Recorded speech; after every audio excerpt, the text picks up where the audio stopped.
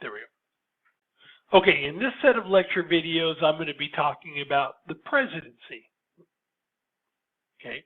After this lecture, you'll be able to explain the constitutional requirements for being President of the United States.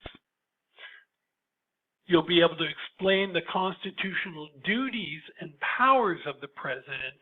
In this section, I'll talk about the formal powers. Later on, we'll talk about more informal powers. You'll be able to talk about the role of the President as the Chief Executive, the veto authority that was given to the President by the framers and what it means and what it does not mean.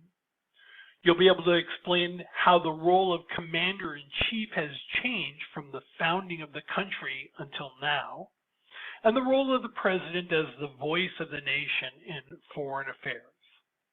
You'll also be able to describe one attempt on the part of Congress to restrain the growth of presidential power that succeeded, and then one attempt to restrain the growth of presidential power that failed.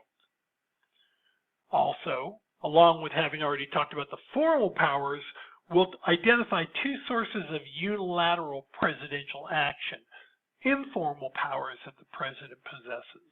In particular, we'll be talking about executive orders, and we'll talk about presidential signing statements. We'll get into more detail on that.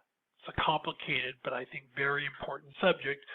And then at the end, I'll just briefly discuss the imbalance between presidential power and expectations. So, with that in mind, let's discuss the constitutional requirements to be president. Now, according to the Constitution, it says no person except a natural-born citizen or citizen of the United States shall be eligible to the office of president. Now, the question is, what is a natural-born citizen? Because the Constitution doesn't define it.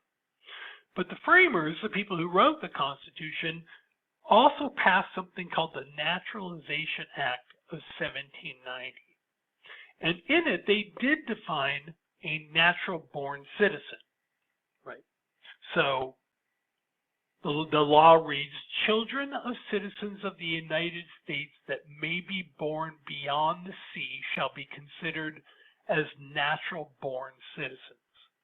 In other words, if your family was traveling to France and your mother was pregnant with you, and while she was in France, your mother, who was an American citizen, gave birth to you, you would be considered a natural-born citizen of the United States. And, in that case, you would be able to run for president if you so desired, although I don't know why anybody would want that job. But, leaving that aside. Some of you are probably too young to remember this, but when Barack Obama was announced his intention to run for president of the United States, there were people who said he was not qualified to run because he wasn't a natural-born citizen. The way this particular conspiracy went is that he was born in Kenya and then somehow brought back to the United States like some mysterious way. The truth is, his mother was born in Kansas. She was an American citizen. He was born in Hawaii, and there are birth records that show that. But even if he had been born in Kenya to a mother who was an American citizen, he still would have been a natural-born citizen and still would have been eligible to run for president of the United States. Okay, so there are the fact that this was a controversy used to drive people like me just bonkers, because I couldn't believe we were having this discussion. In any case, so you need to be a natural-born citizen or a citizen of the United States. You need to be at least 35 years old. Now, for you guys, for many of you, that probably seems like that's old. But someone like me, that's like really young. But back then, life expectancy was like, I think, 60 or something like that. So being 35 was like middle-aged. In any case, it's 35 years or older in order to be president. and you have to have lived in the United States for at least 14 years uninterrupted. Now, when the Constitution was originally adopted, there were no term limits in there. And by term limits, what I mean is that a president could run for office and run for re-election as many times as they wanted.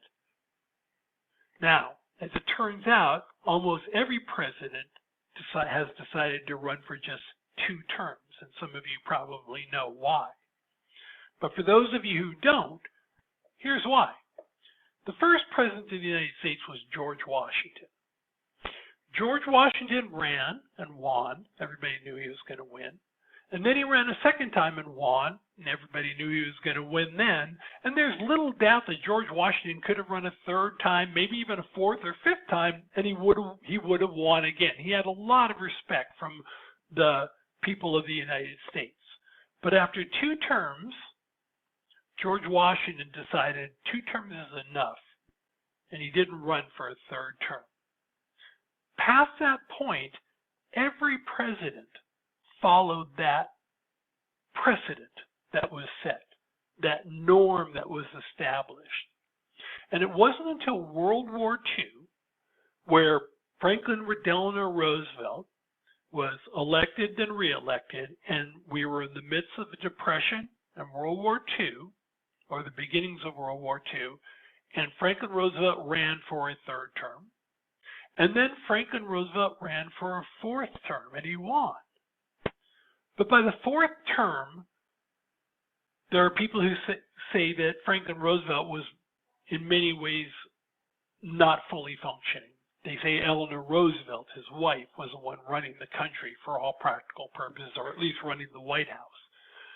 And so after Franklin Roosevelt passed away, the 22nd Amendment to the Constitution was passed, and that prohibits presidents from running for a third term. So now it's built into the Constitution that presidents can only run for 2 terms, but originally they could run for re-election as many times as they wanted. Another interesting thing about the presidency is the oath of office. When a president is elected, the oath of office that they take is as follows. I do solemnly swear or affirm that I will faithfully execute the office of the President of the United States and will, to the best of my ability, preserve, protect, and defend the Constitution of the United States. When I was at UCLA, I had a professor who talked about this oath of office. And he would point out, he would say, the president doesn't take an oath to preserve, protect, and defend the country. The president takes an oath to preserve, protect, and defend the Constitution of the United States. That's the job of the primary job of the president from the perspective of the framers, to protect the Constitution. So I want you to keep that in mind as we talk about the presidency, and especially as we talk about it in the early years of the Republic. What this professor, his name was Scott James at UCLA, used to say was the president had a constituency of one. He had one constituent, one person to whom the president was responsible to. And from Professor Scott James' perspective, that one constituent was the Constitution of the United States. Now, we don't usually think of the president as being the person responsible for protecting the Constitution. That's the job of the Supreme Court. But as you'll find out, according to the framers, they saw that as part of the president's job. They had a very different idea of the way our political system was going to work. And the role of president, from their perspective, was much different and much more limited than the presidency that we have now. I'm not talking about any particular president. I'm talking about the presidency as a whole. So in the next videos, I'll explain the views of the framers, and then where we are today in terms of what presidents actually do. And what I'm trying to leave you with here is the idea that there's a difference between what the framers had in mind and the way the presidency is developed. And I'm not going to say whether that's good or bad. I will highlight some of the dangers, but some of the changes in the presidency, there's no way the framers could have anticipated, because there's no way they could have anticipated the world as it is. Okay, so I'll pick all that up on the next video.